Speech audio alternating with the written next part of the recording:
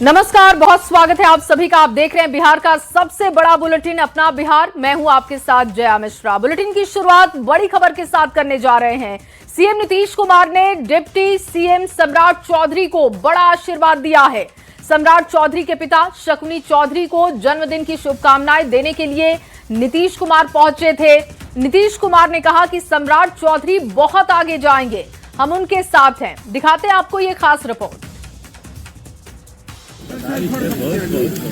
CM Nitish Kumar ने सम्राट चौधरी के लिए बड़ी बात कह दी। नीतीश कुमार ने सम्राट के सियासी भविष्य को लेकर बड़ा ऐलान किया। सीएम नीतीश ने कहा सम्राट चौधरी बहुत आगे तक जाएंगे, वो उनके साथ हैं। नीतीश के इस बयान पर सम्राट के पिता शकुनी चौधरी भी हंस पड़े। दरअसल सीएम नीतीश कुमार दिग्गज नेता शकुनी चौधरी के जन्मदिन पर उन्हें बधाई देने पहुंचे थे। दोनों नेताओं ने पुराने दिनों की याद ताजा की। इसी समारोह में नीतीश ने सम्राट चौधरी को खूब आशीर्वाद दिया।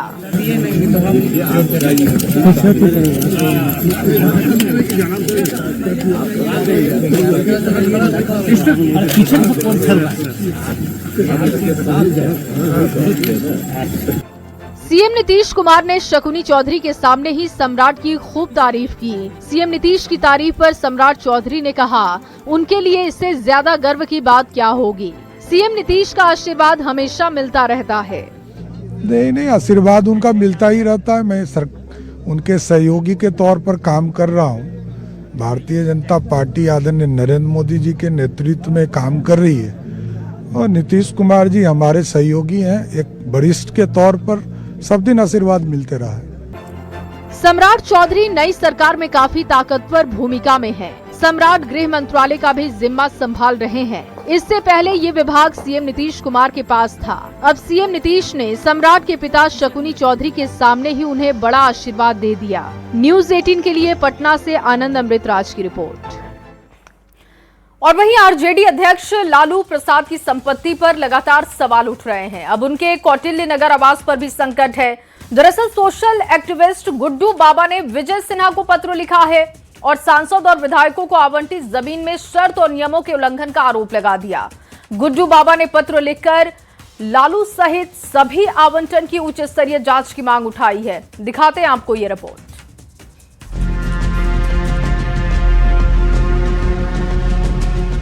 आरजेडी सुप्रीमो लालू प्रसाद संपत्ति विवाद के चक्रव्यूह में फंसते जा रहे हैं। अभी 10 सर्कुलर रोड के आवास को लेकर सियासी बवाल खत्म भी नहीं हुआ था कि जेडीयू ने लालू प्रसाद की जमीन और संपत्ति की जांच करने की मांग कर दी। अब लालू प्रसाद के कौटिल्य नगर आवास सवालों के घेरे में आ गया। सामाजिक कार्यकर्ता गुड्डू बाबा ने डिप्टी सीएम विजय सिन्हा को पत्र लिखकर नियमों के उल्लंघन पर सवाल उठाए हैं। गुड्डू बाबा ने लालू प्रसाद के आवास की उच्च स्तरीय जांच करने की मांग कर दी। गुड्डू बाबा ने आरोप लगाया कि कौटिल्य नगर की जमीन अनेकों सांसदों और विधायकों को कोऑपरेटिव सोसाइटी के जरिए आवंटित की गई थी, लेकिन इसमें नियमों और शर्तों का उल्लंघन किया गया। गुड्डू बाबा ने किन किन सांसदों और विधायकों को जमीन आवंटित की गई उसकी सूची भी सार्वजनिक करने की मांग की है। सोशल एक्टिविस्ट विकास चंद्र उर्फ गुड्डू बाबा के आरोपों पर सियासत गर्मा गई। जेडीयू और बीजेपी ने कहा कि जमीन में आवंटन की शर्तों और नियमों का उल्लंघन हुआ तो लालू प्रसाद को बख्शा नहीं जाएगा। तो वहीं कांग्रेस का कहना है कि अगर जांच करनी है तो पूरे आवंटन की जांच हो। विकास चंद्र और गुड्डू बाबा द्वारा लगाए गए आरोप यह साबित करते हैं कि राजद की राजनीति सत्ता में रहते हुए जमीन और कानून व्यवस्था को अपनी जागीर समझती रही है। पूर्व मुख्यमंत्री लालू प्रसाद जी से जुड़ी सांसद विधायक कोऑपरेटिव के जमीन देने में अगर नियमों की धज्जियां उड़ाई गई है तो यह खुली लूट का मामला है। मैं तो कह रहा हूं कि पूरे आवंटन की जांच हो। जिनको जिनको जमीन का आवंटन हुआ है, आवंटन तो नियमानुकूल है, लेकिन आवंटन में गड़बड़ी तो की ही जा सकती है। तो जब जांच करवानी है तो अब तक के हुए सभी आवंटनों की जांच हो जाए। अगर इस तरह के आवंटन में किसी भी तरह की अनियमितता बरती गई है, जो कि एक जांच का विषय हो सकता है, और नियम कानून का उल्लंघन अगर किया गया है, तो कोई भी व्यक्ति हो, क्योंकि कानून से ऊपर कोई नहीं है, कार्रवाई निश्चित रूप से होगी। बताया जा रहा है कि कौटिल्य नगर की ये जमीन मूल रूप से वेटनरी कॉलेज की थी। 1916 में ये पटना विश्वविद्यालय के लिए अधिग्रहित हुई थी। 1987 में बिहार सांसद एवं विधान मंडलीय सदस्य सहकारी समिति को 15 एकड़ सरकारी जमीन दी गई। ताकि सांसद विधायकों को आवास के लिए अलॉट आवंटित किए जा सके। नियम था कि किसी को एक से अधिक प्लॉट नहीं मिलेगा और बेचने पर सोसाइटी को सरेंडर करना पड़ेगा। 1992 में जब लालू प्रसाद मुख्यमंत्री थे तो प्लॉट संख्या 208 आवंटित हुआ था, लेकिन आरोप है कि उन्होंने और उनके परिवार ने नियम तोड़कर अतिरिक्त प्लॉट हासिल किए। लालू प्रसाद पर कुल 5 प्लॉट पर आलीशान घर बनाने का आरोप है। बताया जा रहा है कि लालू प्रसाद खरमास बाद इसी कौटिल्य नगर आवास में शिफ्ट होने की तैयारी कर रहे हैं, लेकिन लालू प्रसाद की शिफ्टिंग से पहले ही सोशल एक्टिविस्ट गुड्डू बाबा ने जांच की मांग कर लालू प्रसाद की मुश्किलें बढ़ा दी हैं। न्यूज़ 18 के लिए पटना से विनीता मिश्रा की रिपोर्ट। और जब कानून के रखवाले ही कानून तोड़ने लगे, जब चोर को पकड़ने गई पुलिस खुद कटघरे में खड़ी हो जाए, तो सवाल सिर्फ एक नहीं कई खड़े होते हैं। बिहार की वैशाली में खाकी एक बार फिर से शर्मसार हो गई है। दिखाते हैं आपको ये रिपोर्ट।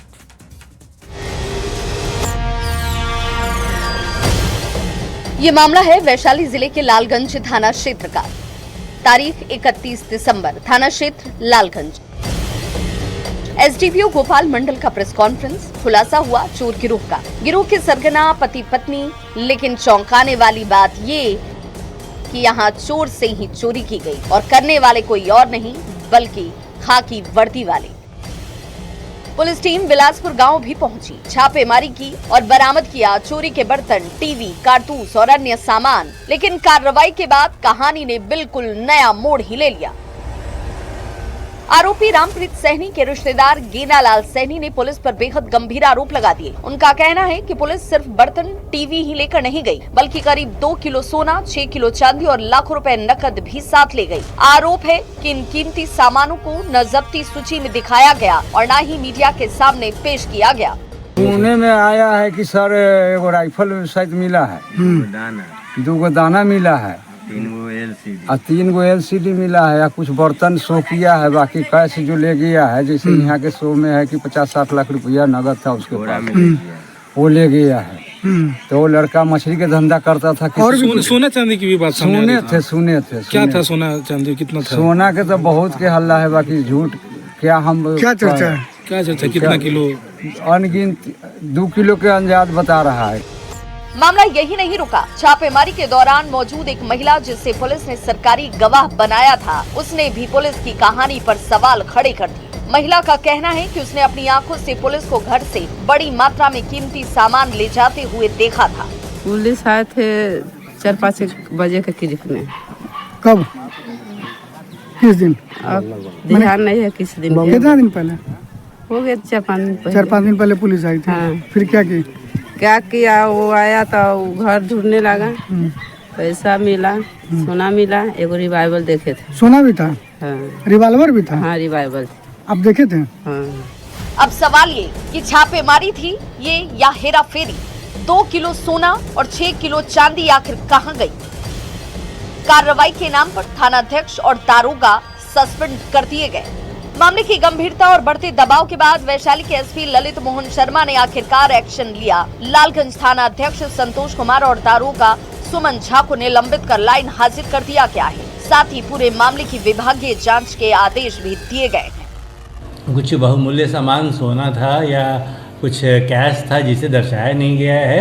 इस प्रकार की सूचना आने के बाद फिर जाँच की गई और जाँच के लिए इसे एडिशनल एसपी ट्रैफिक को भी दिया गया है, जो इसको जाँच कर रहे हैं। प्रथम दृष्टया मामले में इनके आचरण को संदिग्ध पाते हुए थाना अध्यक्ष लालगंज को निलंबित करने की अनुशंसा की गई थी, जिसमें DI के द्वारा निलंबित किया गया है। फिलहाल ये मामला सिर्फ एक छापेमारी का नहीं रह गया। ये मामला बिहार पुलिस की पारदर्शिता, जवाबदेही और भरोसे पर सीधा सवाल है। जब चोर के घर छापा मारने वाली पुलिस पर ही चोरी के आरोप लगने लगे, तो आम जनता के मन में ये सवाल उठना लाजमी है कि आखिर भरोसा किस पर किया जाए। न्यूज़ 18 के लिए वैशाली से प्रफुल्ल की रिपोर्ट। और अब बात लालू प्रसाद यादव की। देश के चर्चित IRCTC घोटाले में RJD supremo Lalu Prasad high court की शरण में पहुंच गए। लालू ने उच्च न्यायालय में निचली अदालत के उस फैसले को चुनौती दी है जिसमें लालू, राबड़ी और तेजस्वी के खिलाफ आरोप तय किए गए। लिहाजा लालू ने अब हाईकोर्ट का दरवाजा खटखटा दिया है। क्या है IRCTC घोटाला और क्यों मुश्किल में है लालू परिवार? दिखाते हैं आपको ये रिपोर्ट।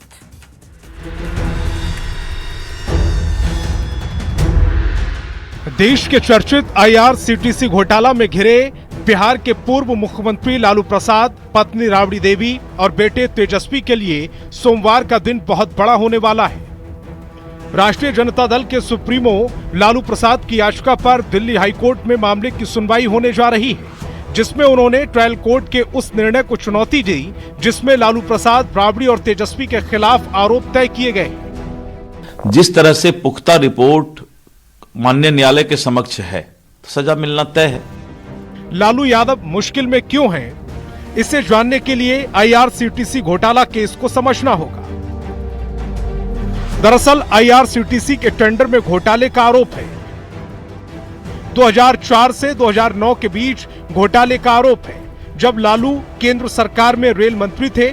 पटना और पुरी में मनपसंद कंपनी को टेंडर देने का आरोप लगा है, जिसे लेकर 2017 में CBI ने लालू पर केस दर्ज किया। परिवार के दूसरे सदस्य और अफसरों पर भी मामला दर्ज किया और ये आरोप लगा कि रिश्वत के तौर पर टेंडर देने के बदले जमीन लिखवाई गई। तो कानून की एक प्रक्रिया है, न्यायालय का जो आदेश होगा सबको पालन करना पड़ता है, करेगा। सत्ताधारी बीजेपी के नेता IRCTC केस को लेकर लालू पर इसलिए हमलावर हैं क्योंकि लालू समेत 12 लोग के खिलाफ चार्जशीट CBI ने दायर की थी, जिन पर अक्टूबर 2025 में कोर्ट से आरोप भी तय हो गए। लालू प्रसाद, राबड़ी देवी और बेटे तेजस्वी पर आरोप तय किए गए, जिसमें उनके ऊपर आपराधिक साजिश और धोखाधड़ी के आरोप लगे। एक कानून का मामला है, कोर्ट का मामला है, जहां भी जाए, हाई कोर्ट जाए, सुप्रीम कोर्ट जाए, उनका आरोप पत्र में CBI का दावा है कि 2004 से 2009 के बीच घोटाला हुआ, जब लालू प्रसाद रेल मंत्री थे। IRCTC के 2 होटलों को लीज पर दिया गया। नियमों का उल्लंघन कर निजी कंपनी को टेंडर दिया गया, जिसके बदले में पटना में कीमती जमीन लिखवाई गई। कथित तौर पर लालू परिवार के सदस्यों का नाम पर और एक बेनामी कंपनी को जमीन ट्रांसफर की गई। CBI के इन आरोपों पर कोर्ट से आरोप भी तय हो गए। ऐसे में लालू ने उच्च न्यायालय का दरवाजा खटखटाया। देखना होगा कि हाईकोर्ट से लालू को राहत मिलती है या नहीं। पटना संवाददाता धर्मेंद्र कुमार के साथ ब्यूरो रिपोर्ट, न्यूज़ 18। और देखिए, विश्व का सबसे बड़ा शिवलिंग गोपालगंज पहुंच चुका है। कल गोपालगंज में शिवलिंग का भव्य स्वागत हुआ। तमिलनाडु के महाबलीपुरम से शिवलिंग को बिहार पहुंचने में 45 दिन का समय लगा है, जो कि 17 जनवरी को शिवलिंग विराट रामायण मंदिर में स्थापित होगा। जल्द ही शिवलिंग के लिए नंदी भी तैयार किया जाएगा, जिसके लिए भी काम शुरू हो चुका है।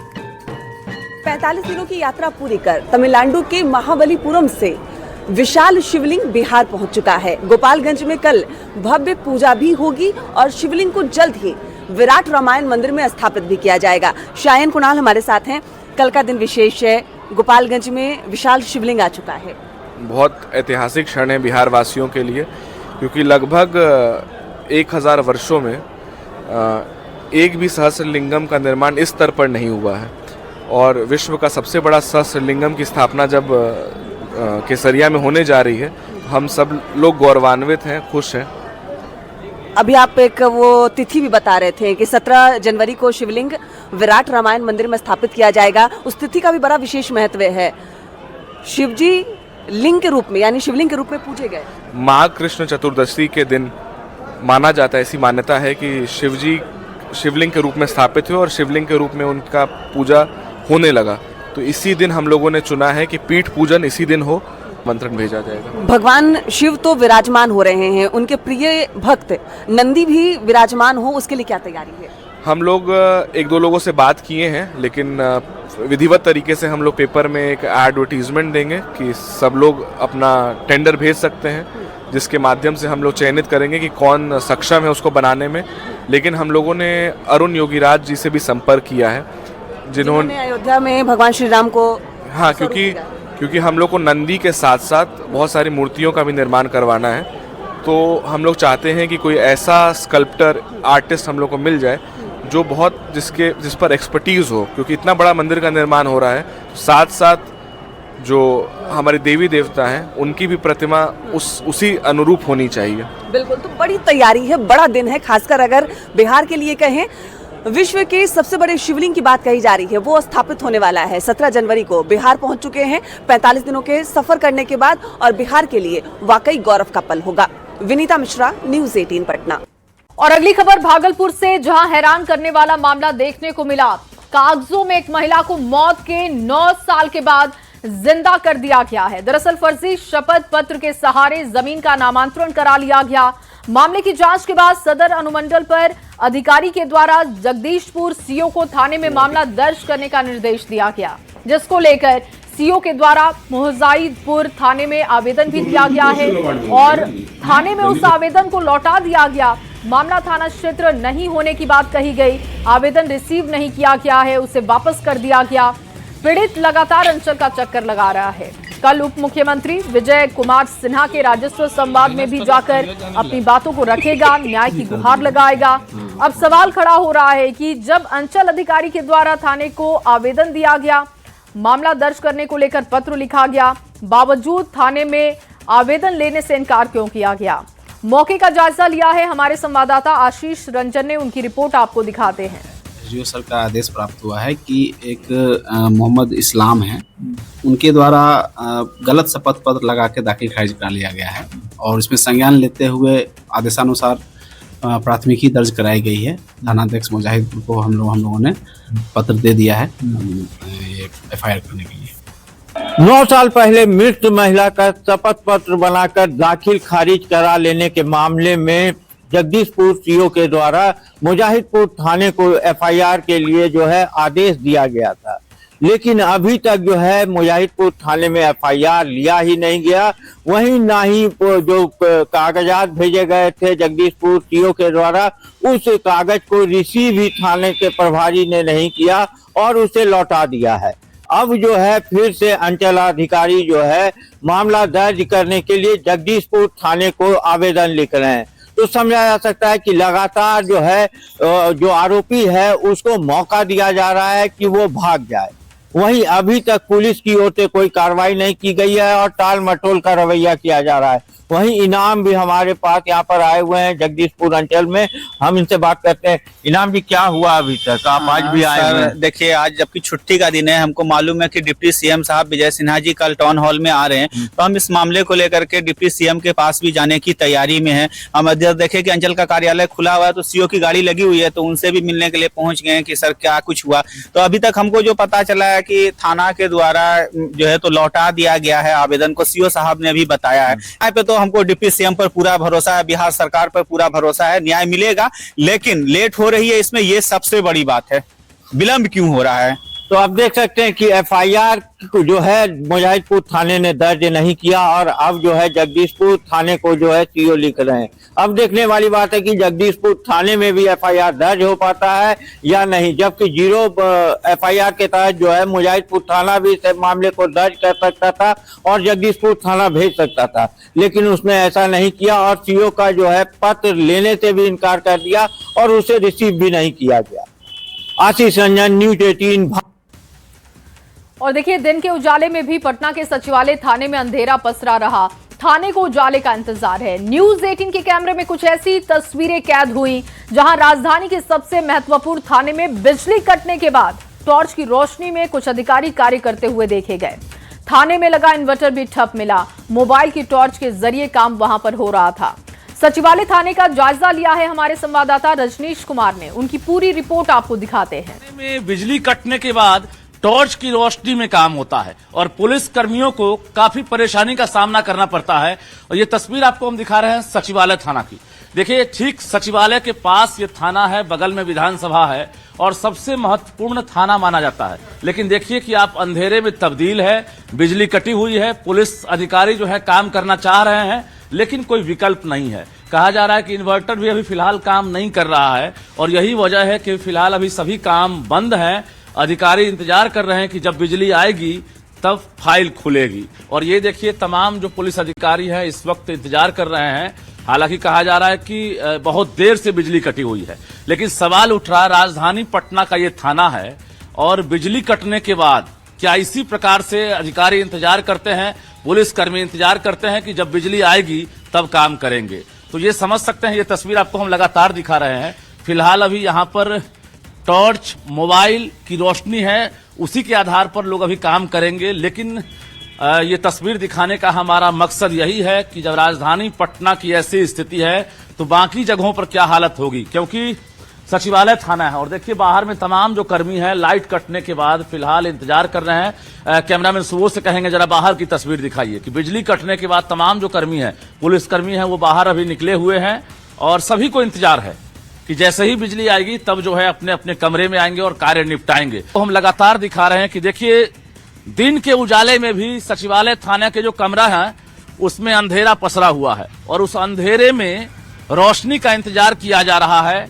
ऐसे में देखना दिलचस्प होगा कि आखिर खबर दिखाए जाने के बाद क्या यहाँ पर वैकल्पिक इंतजाम किए जाते हैं, जनरेटर हो या अस्थायी इन्वर्टर का इंतजाम होता है, या इसी प्रकार से बिजली कटने के बाद कार्य ठप रहता है। कैमरामैन सुबोध के साथ रजनीश कुमार, न्यूज 18 पटना।